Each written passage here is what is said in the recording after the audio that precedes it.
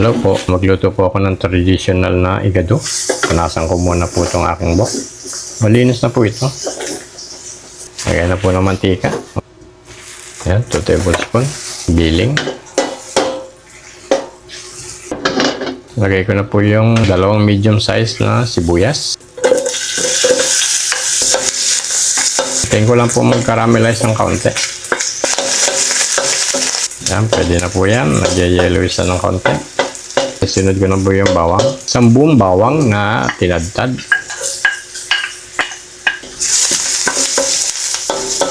Habang nila-light brown po yung bawang, ilagay ko na rin po yung daon ng laurel. Mga 3 piraso po daon ng laurel, kaya nagkapunit-punit. Pwede na po yan. Para magbigay po agad ng aroma yung lutuin natin. Lagay ko na po, lomo po ito, 1 kilo, pang igado. Lagay ko na, binabad po ito sa 1/3 cup na toyo. Haluin.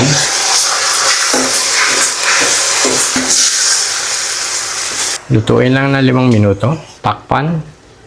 Buksan ko na po, 5 minuto na. Haluin ko muna. Lagay ko po yung 1/4 na liver. Kalat. Haluin. Para mag-incorporate lahat. Eri po ang pamintang buo, 1 teaspoon. Haluin ulit. Pakaluin muna ng 2 minuto bago lagyan po ng tubig. Takpan. Buksan ko na po, 2 minuto na. Lagyan po ng 1 1/2 cup na tubig. Yan po. Haluin. Kalat. Palambutin po ng 30 minuto. Buksan ko na po, 30 minuto na.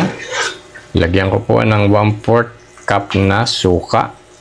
Vinegar, 1/4 cup. Pakaluin lang po ng 3 minuto na wag haluin para hindi po masyadong mapang yung asido ng vinegar. Takpan ko lang ng 3 minuto. Buksan ko na, 3 minuto na po. Oyster sauce po. Kalat lang. Maglagay po ng 1 teaspoon na white sugar. Pambalansi po sa alat at asin. Haluin muna. Ilagay ang 2 medium na carrots. Ganito lang po kalalaki. Sa loob po ng 30 minutos, yung pong lomo, sakto po ang lambot. Another pampalambot pa nito, dadagdag po dun sa bot ng karne. Magpapangabot po sila lahat. Kalat lang po. Haluin. Ito pong traditional na igado, hindi po gumagamit ng patatas po.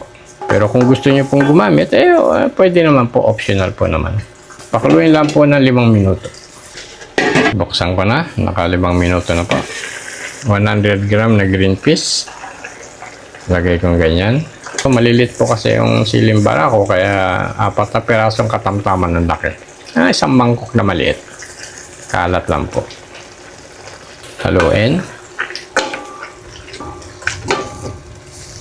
Lutuin po ng 2 minuto para tumalab po yung aroma ng bell pepper saka green peas. Buksan ko na po at final touch na po ang ilalagay ko. 2 tablespoon na liver spread. Ito po ang magpapasarap lalo sa igado na traditional. Kalat lang. Haluin. Luto na po ito. Kasi lomo po ang ginamit ko. Pag lomo po, madali lang po. Abutin lang po ng 30 hanggang 40 minutos. Luto na po yung ulam nyo. Good for 10 people. Simmer ko lang po ng 1 minuto. Titikman ko na po. 1 minuto na po. Nakalipas na. Tikman ko na. Tikman ko na po. At kuha po ako sa gitna. Malinis po ito yung kutsara ko.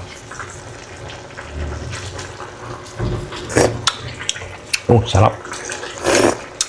Napakasarap po at subukan nyo po, sigurado hindi po kayo magsisisi.